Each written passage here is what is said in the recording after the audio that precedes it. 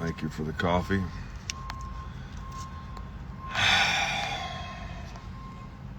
It's early. I like to drive to some of these places before the traffic gets really bad because it's a difference of 28 minutes versus 48 minutes or longer. And while some of these places allow me to start early, I don't like to start too early because some staff are just getting there, and I don't know, some people don't want to deal with volunteers first thing. Plus, I wanted to reach out and talk to you all. I've been noticing more and more dogs coming back faster and faster from the shelters.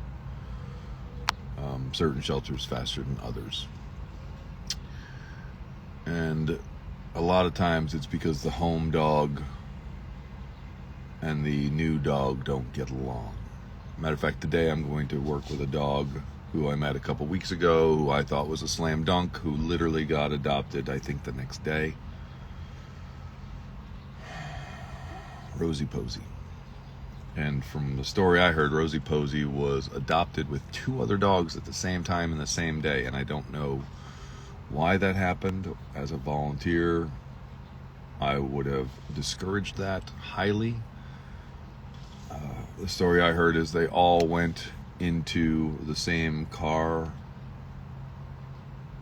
without crates,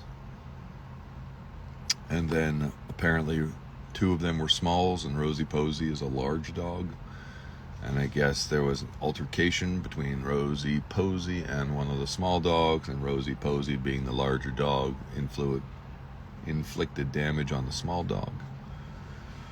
And so that they brought Rosie Posey and the small dog back because the small dog had to go to a vet and have wounds taken care of. And apparently the people kept the 3rd dog, who was not into the altercation. I'm speaking as an individual in my own individual capacity. But as someone who grew up with sisters around the same age, and brothers, but mostly my sisters, we cared about each other, but man, we got into some fights in cars because boredom, stress, whatever. And imagine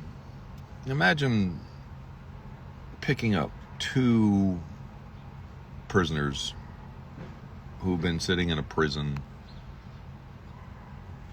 and giving them a ride somewhere. And they don't understand what you're saying. They don't understand where they're going. They don't know who you are.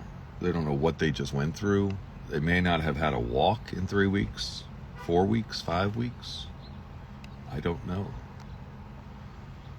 They may not have seen the outside of a kennel or a cell. And you throw them in the back of a car for I don't know how long of a drive, and you expect them to get along. Again, they don't know where they're going. It might be a worse place than where they just were. And you don't know if they have issues with others or don't.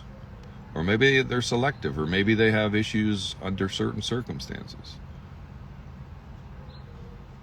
It's not just these dogs. It's also, we had a dog that went out, I forget, the Saphira, something like that. And I heard that the dog was returned a couple hours later because it didn't get along with the home dog. A couple hours later. We had that a couple weeks ago with a dog that was adopted at an event off campus and returned in an hour because it didn't get along with the home dog. An hour.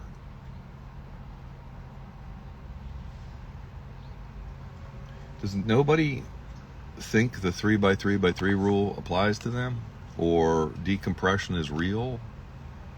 The volunteers I know that foster dogs, that adopt dogs, some of them take weeks to introduce their dogs, and they do it with other people, and they do it in places that neither dog has attachments, and they go on walks. And even dogs that are supposedly not good with other dogs, they are good with other dogs in those points.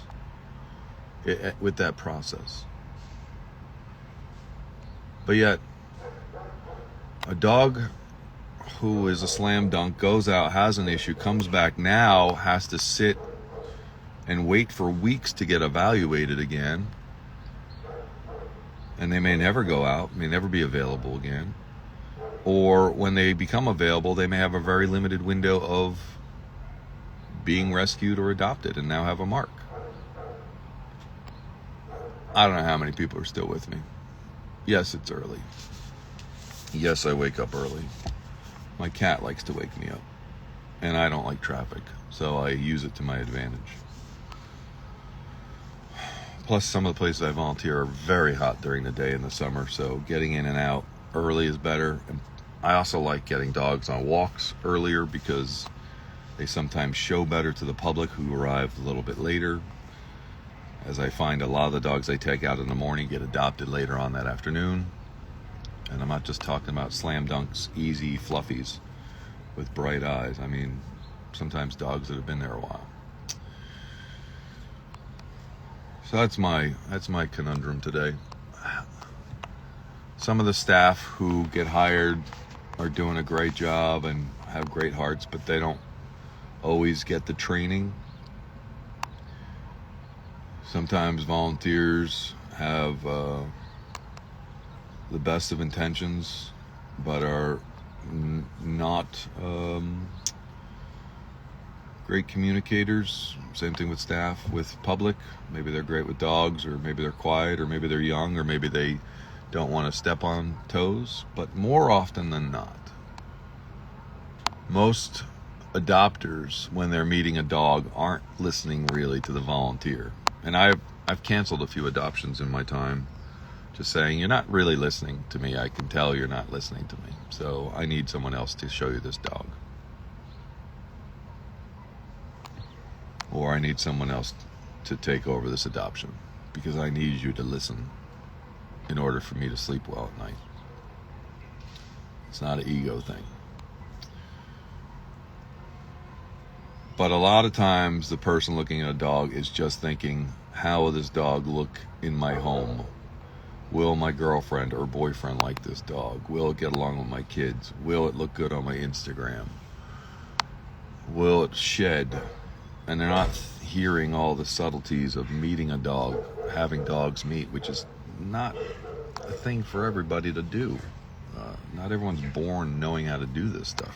Not everyone talks dog or understands dogs or understands play behavior or any of that stuff. So they're a different species. They have a different language. I would never want to read a dog's language while driving a car and two dogs are there. There's no way you can drive a car and watch one dog, let alone two dogs. And in my car, I have a separator. I don't know if you see it. That's a separator. And that's just in case I have to transport a dog for something at the last minute, because I don't want the dog bumping into me, because I can't read the dog. Good dog, bad dog, friendly dog, shut down dog, whatever. Communicating with dogs is its own thing. They don't drive. They don't talk on cell phones, but they always communicate. And they always watch each other, and they always pick up senses, and they always feel. And if we don't, then we're destined for failure. So when you transport a new dog, have a crate, have a way to separate. Don't have two dogs in the same car unless they're in crates, or at least one's in a crate. At least one's in a crate. And then separate them in a way that they can't torment each other or frighten each other, or, and if you can, have the dog separated from you when you drive so it's safe. Blah, blah, blah, blah, blah. Good morning, everybody. I'm just frustrated. We work so hard to get these dogs out, and they have such a short time. And to have them come back and then sit for weeks while they have to get reassessed, and then may or may not be available for the public, may or may not be available for rescue only. We may never be able to touch them again or videotape them again. Or take your time. Learn the 3x3x3 rule. it's not a made up thing. I mean, it is made up, but it is a observable thing. Sometimes it's 4 weeks, 4 days, 4 days, 4 weeks, 4 months. Sometimes it's 3. Let these dogs adjust. Good morning, everybody.